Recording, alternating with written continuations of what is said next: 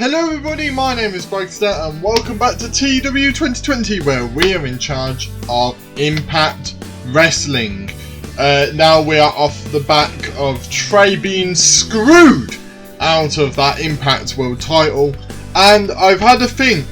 We're going to carry on the show as normal, but when it comes to the finances, I've had a think, right?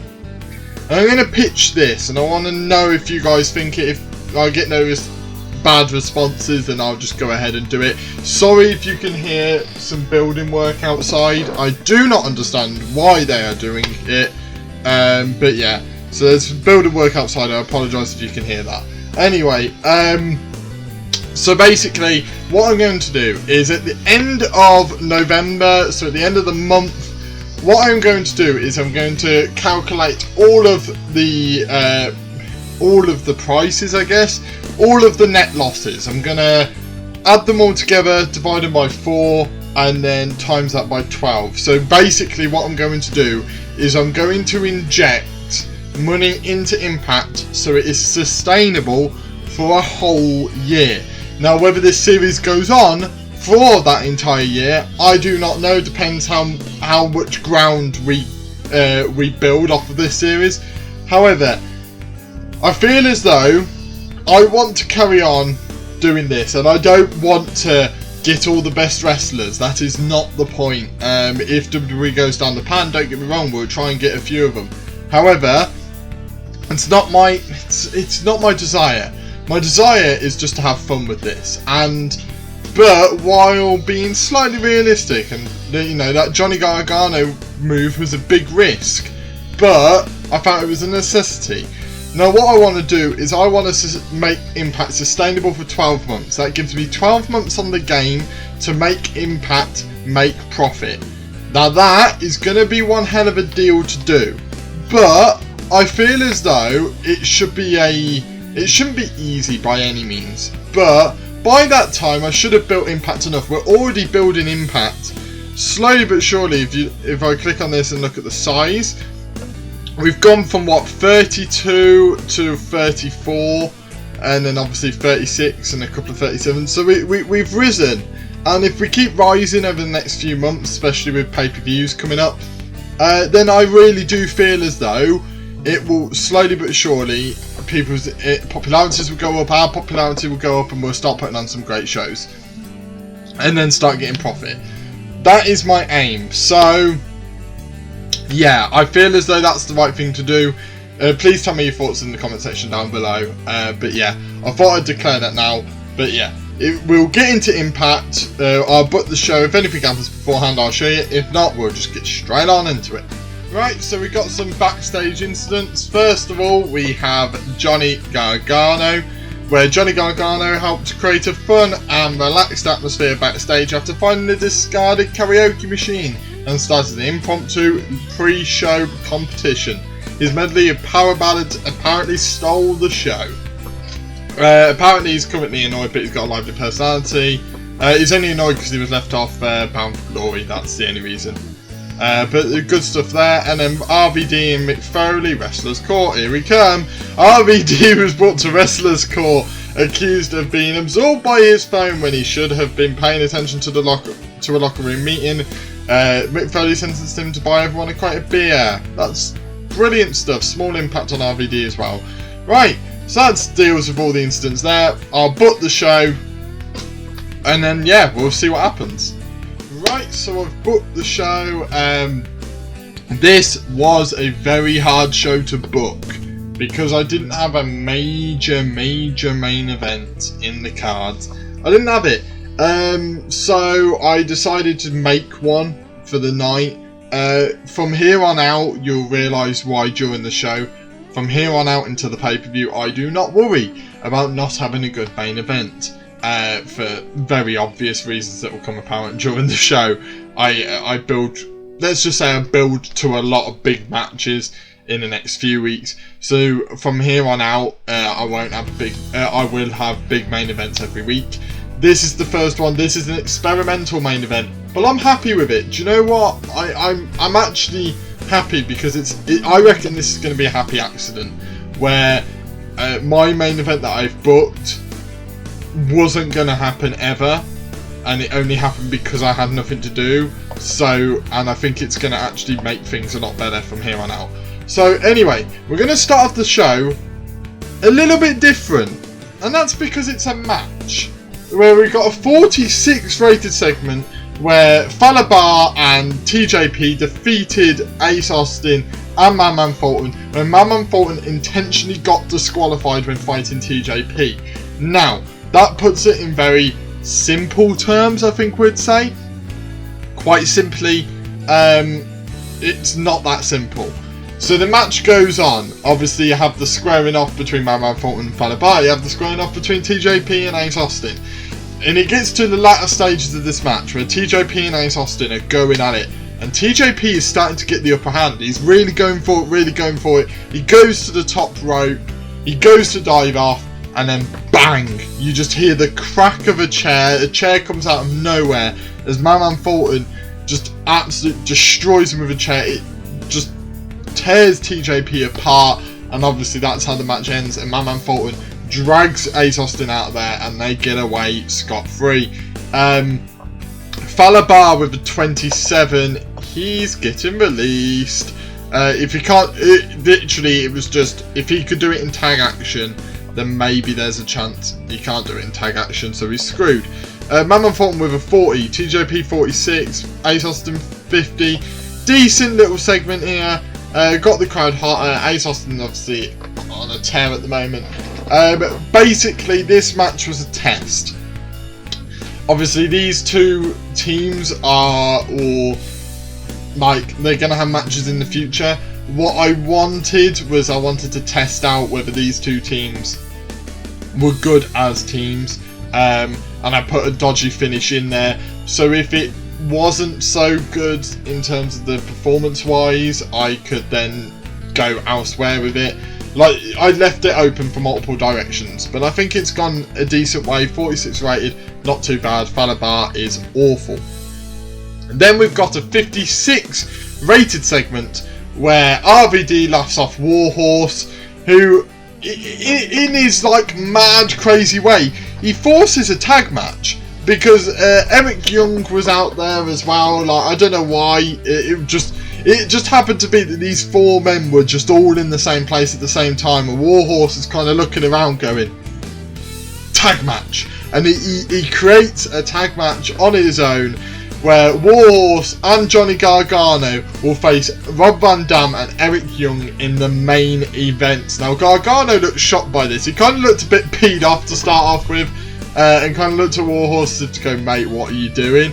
But Warhorse kind of sold it and really hyped up the crowd, and basically just sold this match as the main event. And Gargano just kind of reacted to go, alright, if I get to kick his ass, I get to kick his ass. But yeah, gained heat for both segments, 56 rated, not too bad at all. So that is the main event. It will be Warhorse and Gargano facing Rob Van Dam and Eric Young. So we finally get to see Gargano in the ring. It's a way to get Gargano in the ring without giving too much away, and it also has the Warhorse RVD not giving too much away either, and Gargano and Eric Young squaring off again, not giving too much away. So yeah, it just entices the crowd a little bit more. Then we got a 43 rated segment where everyone did awfully. Chris comes out and goes, oh, I love the fact that the OAPs are sticking together, blah blah.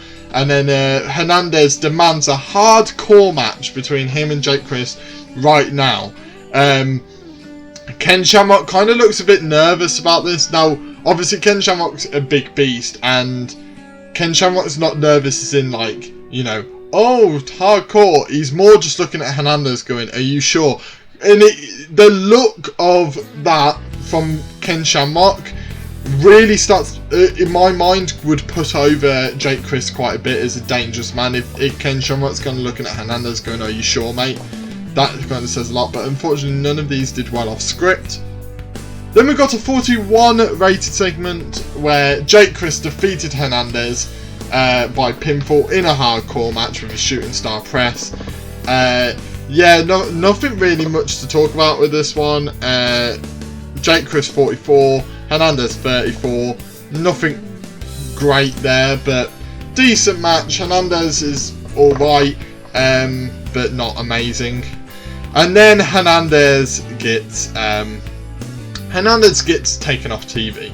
So Hernandez gets stretchered out. Jake Chris laughs and tells Shamrock that he's next.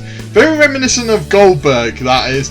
Our man and Mick Foley were out there looking rather concerned over the condition of Hernandez. And Ken Shamrock's kind of looking intrigued. He's not worried, but what a statement by Jake Chris. He's taken out Tommy Dreamer, he's taken out Hernandez, and now he's going after Ken Shamrock. Then we've got a 54 rated segment where Mick Foley kind of just stays out there. Once Hernandez is gone, he stays out there and is like, right, I need to address the X Division. He invites the Kingdom out, the Kingdom come out, and he announces an Ultimate X match at Destination X. He said traditional, so let's do it. We've got a great X Division right now. We've got a lot of new people as well that are in the mix. So why not? Let's showcase the X Division. And what he's going to do is every week leading up to Destination X will be a triple threat match. Every single week there will be a triple threat match where the winner of that will progress to the Ultimate X match. Now you're starting to understand, aren't you? You're starting to understand why exactly I said I've got no worries about not having good main events. If we do not have a major main event in either of our big title feuds or our tag division or anything, we can always stick one of these triple threat matches as the main event, which is exactly why I feel quite relaxed. So yeah, those will start next week on next week's Impact. But it also leads to Mick Foley kind of putting over the fact that Shane Taylor's going to have his debut match straight after this as well. So yeah, we finally get to see Shane Taylor in the ring. But yeah, that gives Chris Bey something to do. Chris Bey seems rather pleased that Mick Foley didn't just forget about the X Division like Stephen Amell did. But yeah, I'm excited to see these triple threat matches. I've got them all planned out. I know exactly who's in them. So there's some really good ones, really good triple threat matches. Then we got a 36 rated segment where Shane Taylor defeated Daga in about 10 minutes with an unprovoked violence. Shane Taylor with a 28, which isn't as great as I thought he was going to be, but apparently he was off his game. And Daga with a 42, that is really good by Daga. Really, really good by Daga there. Unfortunately, Shane Taylor was off his game, so don't quite see what he can do. But hopefully just a match improves his popularity a little bit. It's nice to see Shane Taylor in the ring.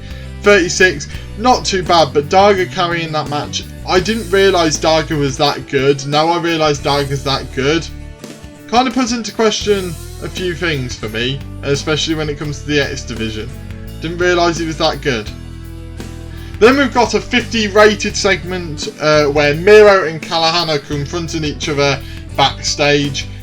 Before Myers, he comes into shot out of nowhere really, and he demands a match. He stares down Sami Callihan and goes, "You may have won that qualifier to get into that slot at Prelude, but I got injured in that match. I was removed from that match due to injury. I wasn't pinned, I wasn't submitted, I was eliminated due to injury. A legitimate injury as well. Because he was legitimately injured, and it played perfectly into storyline. I did not plan to do this, but I want to tie up loose ends. I don't like to leave loose ends, and Myers is a loose end right now. And, you know, him demanding this match, obviously, whether we go down the route of he has to face Callahan first, whether we just gets the straight shot with Miro, that will come into play in the next coming weeks. But Myers is staking his claim. He's like, I want that title match. He's like, so you either give it to me, or I'll make sure you give it to me.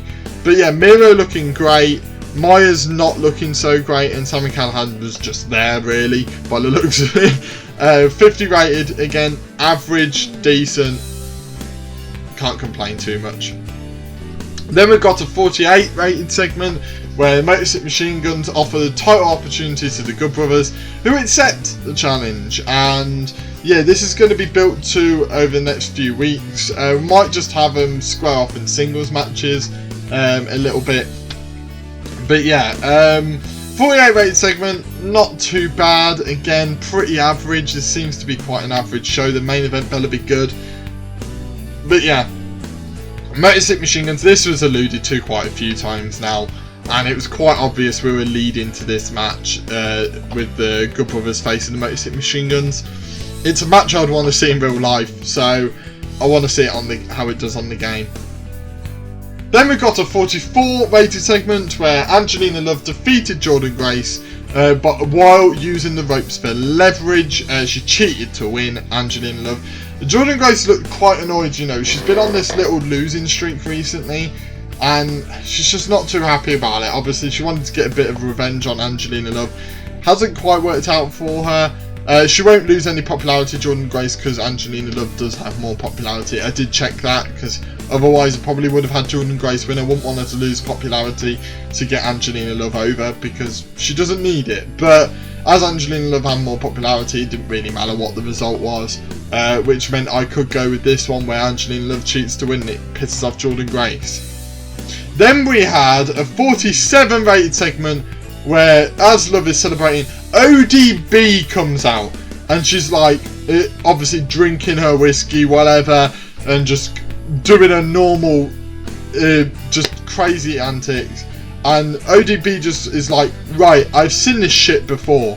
I've seen it, right? You two have been a pain in Impact, in TNA. Doesn't matter what name of this promotion has been. You two have been a pain. You've been frenemies from start to finish. She went, and I'm done with it. So what I'm going to do is I'm going to help Jordynne Grace kick your ass, and it will be Jordynne Grace and ODB facing Angelina Love and Madison Rayne next week, which would be a really good match. I'm excited to see how that goes. Nice to see this. The women are really pushing it at the moment. Like I knew they were good, and that's why I keep putting so many women's storylines in the shows, because I feel as though these women, if given the chance, would be great. And I've heard Impact's women's division is amazing. This is just proving it right here. Just constant good segments coming from the women. Like, I don't think I've had many bad segments, except from maybe the Sue Young, Kylie Ray ones, but even they're starting to improve now. Whereas I've had a few bummers from the men, and like, the women are smashing out the park at the moment. Then we've got a 38 rated segment where Purrazzo talks about Hojo no longer being the woman everyone thinks she is. Obviously, on the indies, Hojo used to be amazing. Then she went to WWE, kind of didn't really do much. Then she's got released. She's left, and she's come to Impact. She's come for the title, and Purrazzo's just like, look, she hasn't really done anything. You know, she went over there as this big name. She was like, if I got given that opportunity over there, I would have taken it. But Hojo never took it, and it's kind of put it over the fact that maybe Hojo just doesn't have it as much. Maybe she's lost a beat, and that might be the difference maker between Purrazzo and Hojo. Then we've got a 42 rated segment where Curtis Axel defeated Davey Boy Smith Jr. in about 40 minutes by pinfall with the McGillicudder. Curtis Axel with a 44, Davey Boy Smith with a 33. Davey Boy Smith was off his game, unfortunately, but this advances the segment. These two, just a nice friendly little bout here, nothing fancy, just a nice friendly bout. And just to put that over, they shook hands afterwards, with a nice little smile on both their faces, kind of a nod of approval of, you know, of just, we've got something going here. And what that leads to, a tag team. We don't know yet. We so know it's going to lead to a tag team, but I do like the idea of these two coming together. I will announce the name later on of these two, but yeah, I just wanted to see what these two could do in the ring, and I felt like a nice little mutual respect bout would be quite cool. Then we've got a 51 rated segment where Moose is willing to give Trey another chance, which is unlike Moose. Moose doesn't really care, he just wants to go for everyone, but he's willing to give him a chance. But here's the catch. He wants it to be in a steel cage. He wants no excuses, no interferences, but that requires Trey to get inside of a steel cage against Moose. Moose kind of leaves without Trey being able to think about it, and Wentz and Dez are kind of a bit like, Oh god, like that's quite daunting, but what an opportunity. They talk about Guarini here. We don't see Guarini, we don't see the North either on this show. So kind of like the Train Guarini storyline and the North Rascals storyline. Nothing's really going on there, and like they mention Guarini, but they don't really mention the North. More like Wens and Des are just like, look, I'm over with the North, we'll put that to the side, you know, this is all about you, man, this is all about you, you go and take this chance.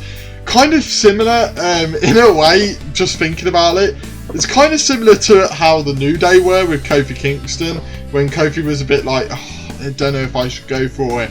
And the New Day were hyping him up as if to go, come on man, you can do this, you can do this. It's kind of how the Rascals are with Trey right now. They get the feeling that this is Trey's opportunity to be a world champion in Impact.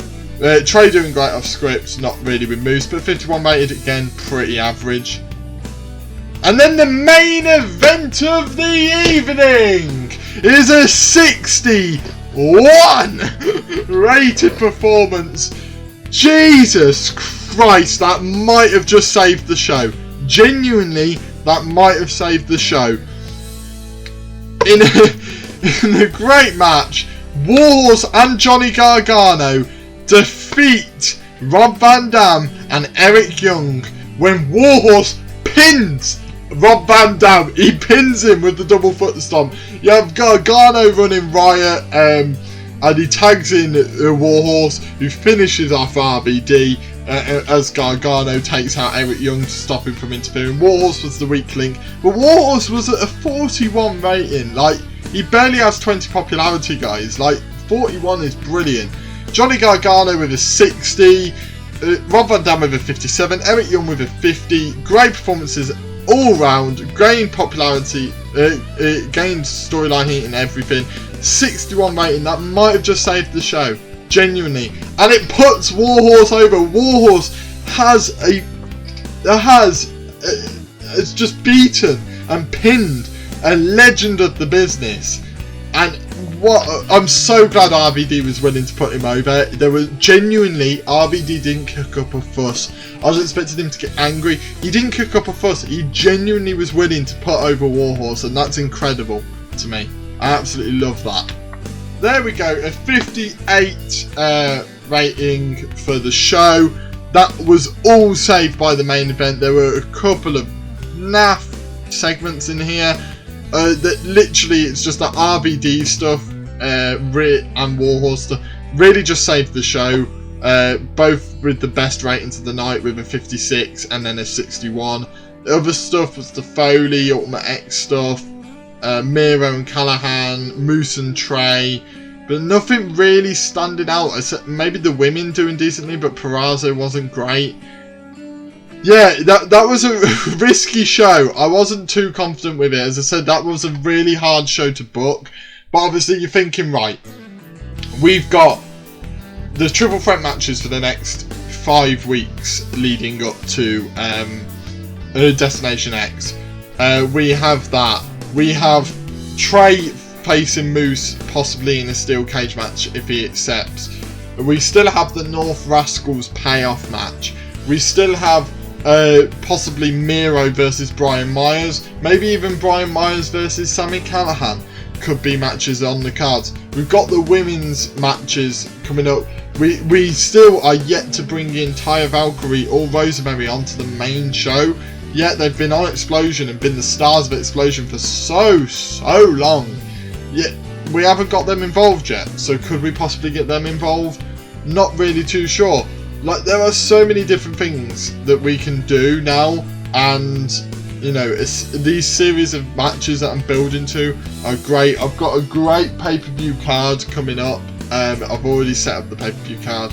I've got a great one coming up. I'm really happy with it. So yeah, TJP's contract is ending. Obviously, we are not letting TJP go. We're going to keep him to a written deal where he gets so many per show. We'll keep him for about 3 years. I do not want him to leave. If you want me to sign a 3-year contract, then that's spent around 800. Yep, that's fine. No worries about that. Wage is too high. Brilliant. So it only allows Maybe just go 700 and maybe goes to 2 years, maybe something like that. Higher cut of the merchandise. I do not mind doing that. There we go. We finally got TJP. So we're not losing TJP. No worries about that. But yeah, that was a really good show. I'm really happy with that. Obviously, it could have been really bad. I love the fact if I look at the top 100 and I look at matches, that tag match is in some of my top matches and it's got Warhorse in, which is just nuts. Our size and popularity, it's not really increasing at the rate I would want it to, but every time it says increase in popularity, I do not mind. What the hell has happened to Warhorse here? Look at this. So right, so we've got 32 has gone to 37, 18 to, he's basically improved 5 on everything.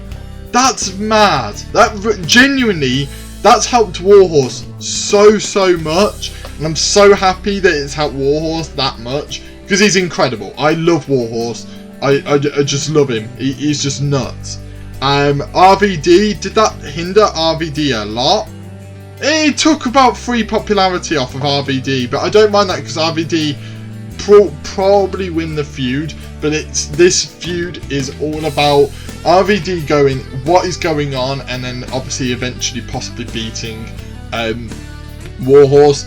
But it's that whole idea of, you know, RVD of putting Warhorse over, really. If we look at Johnny Gargano, did he improve in popularity? I think he did, you know. Yeah, he improved 2 in popularity. So he's back up to where he was at the start of the game, if not higher than what he is at the start of the game. So we've got peak Johnny Gargano back. They tried to decrease his popularity, as you would if your star was leaving. So luckily it's gone down there, but we've recovered it already. And then obviously we've got Eric Young, who might have actually improved. Did he go down though? Oh, he did. I wasn't expecting Young to go down, but I guess that's because of Warhorse. But yeah, so unfortunately for Eric Young, his popularity went down a little bit, but I don't mind too much. If he puts on some great matches, that will soon improve. So no worries about that whatsoever. But yeah, I'll book Explosion and I'll show you what happens. If anything happens in between, obviously I'll show you that as well. Oh my god, we beat NXT! We beat NXT! We did it! We beat NXT! I'm genuinely in shock, viewers. I'm genuinely in shock. Wow. We did it. We did it. Well, now our aim is just to constantly beat them now, isn't it? We beat NXT, but we're nowhere near beating AEW. Obviously, NXT got 55, we got 58. Dynamite got a 68. Do you know what though? I don't think we're too far off. And you know, look at the matches they've got here. They've got these 80s and stuff and these 70s. I feel as though we got a chance, man. I think we could definitely take over NXT. I really do believe that.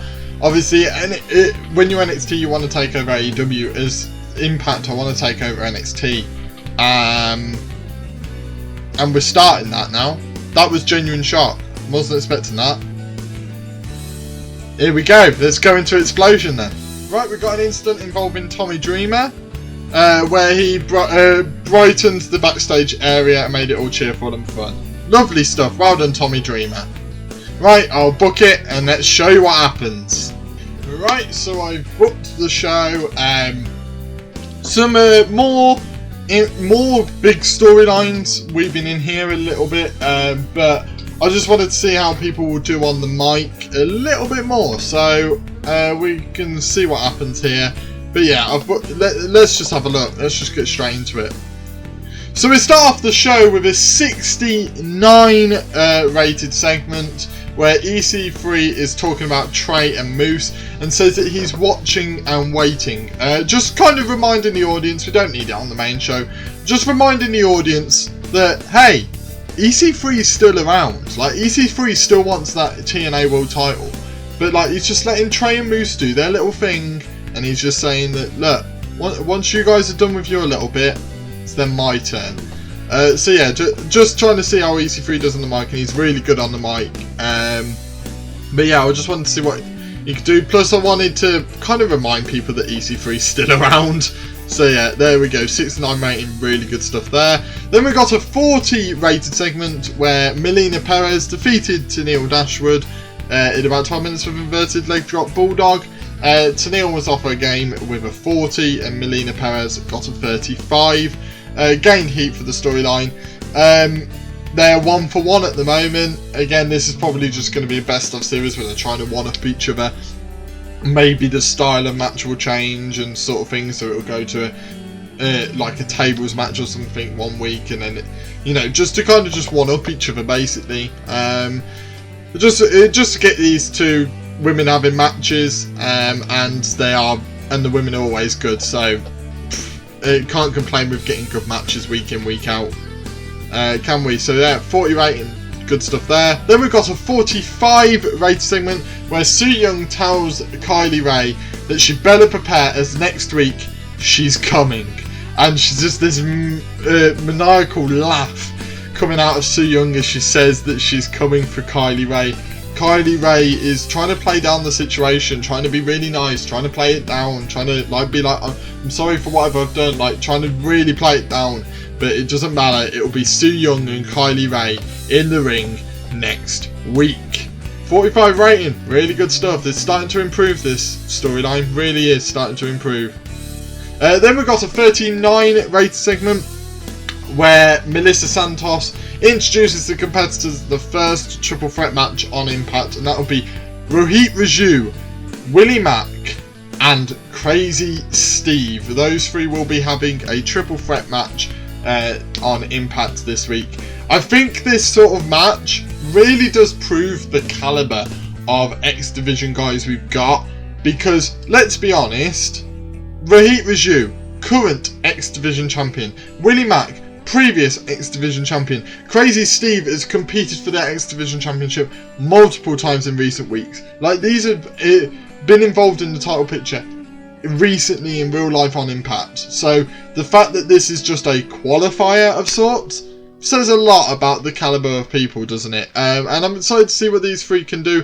Not really so much Crazy Steve, plus we get more out of this Willie Mack and Desi Hit Squad storyline a little bit more as well. It kind of plays off the fact of, you know, this whole match is about Rohit Raju and Willie Mack. Now, can one of those two make it? Will one of those two make it through, or will they focus on each other so much that Crazy Steve sneaks a win? But yeah, 39 rated segment, love this stuff there. Then we've got a 41 rated segment where English and Gotch defeated Heath and Rhino when Aiden English pinned Rhino with the director's cut.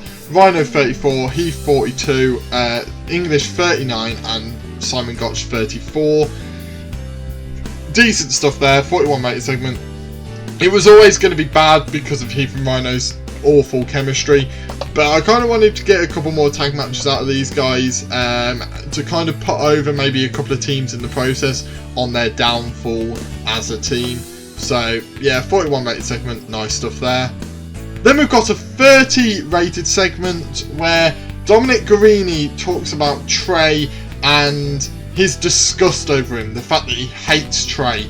You know, he doesn't like what he's all about. Obviously, Dominic is a MMA guy, and Trey goes against everything that he likes. But yeah, Dominic getting better at his gimmick. Dominic also enjoying being off script. He's not meant to be good on the mic, let alone off when he's not got a script. So, 30 rated segment. Obviously, it's not amazing. It's really not. Like, you look at obviously what EC3 did earlier with his 69, you know, Dominic wasn't great on the mic, he's not ever going to be great on the mic, but I just wanted to see what he could do, and he pulls off a 30, so not too bad, not too bad.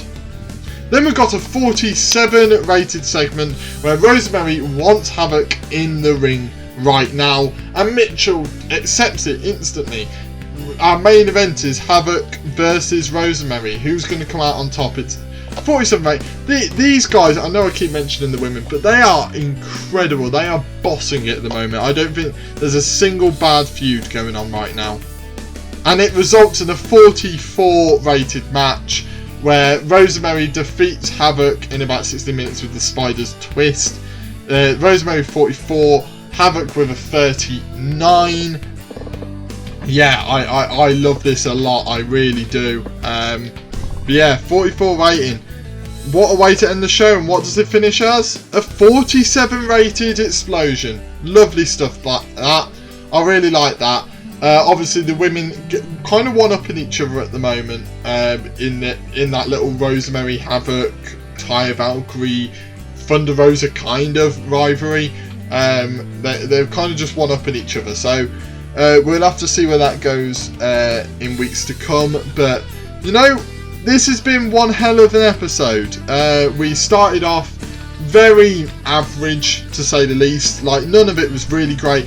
That main event just upped it. Obviously, our explosion was very, very good. Very, very strong. I should probably do a few more things like that more often. Just throwing in a couple of maybe promos, not by some big names, and maybe like a mini match with some big names in, if possible. We'll probably do that, but nothing major. But that was, you know, good stuff there. Really good stuff. Obviously, we've got some great matches coming up. We've got Willie Mack, Rahit Raju and Crazy Steve. That's going to be happening on Impact. We've got Jordan Grace and ODB facing Angelina Love and Madison Rayne. We possibly have either of a world title match, depending on which one. We might get one there, or we might just get a big match in general involving the people within those matches. We've got some great stuff coming along.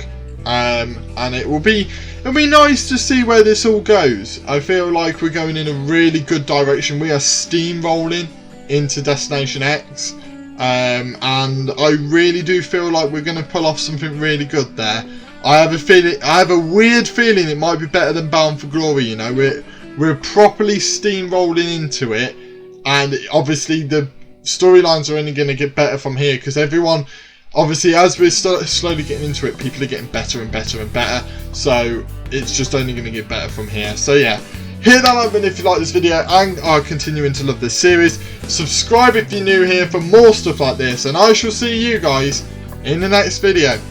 See ya!